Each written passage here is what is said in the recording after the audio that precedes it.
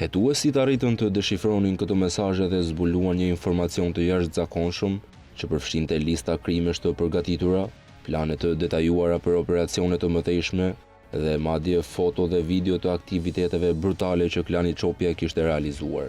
Ky informacion u bë një mundësi për autoritetet për të goditur në mënyrë efektive këtë perandori të krimit, duke e çuar në rrëzimin e Franz Çopjes dhe shkatërrimin e një prej klaneve më të fuqishme kriminale të Evropës. Në tetor të vitit 2021 loja ndryshoi. U realizua një operacion masiv i koordinuar që përfshiu 1100 oficerë policie në të gjithë Belgjikën.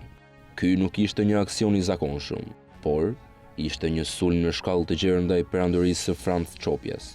Qëllimi ishte i thjeshtë, çmontimi i rrjetit shqiptar të kokainës që ai kishte ndërtuar. Shkalla e këtij operacioni ishte e paprecedent, duke treguar se sa serioz ishin autoritetet për ta rrëzuar atë. Operacioni zbuloi 11 laboratorë kokainë dhe 5 plantacione kanabisi. Bëhej fjalë për objekte të mëdha ku përpunohej sasi masive droge. Në përfundim u sekuestruan mbi 32 ton kokainë, vila, makina të shtrenjta dhe apartamente luksoze me vlerë mbi 7 milion euro.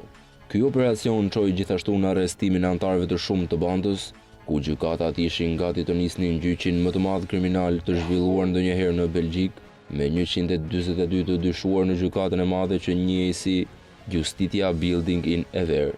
Provat kundër Franz Çopjes ishin të shumta.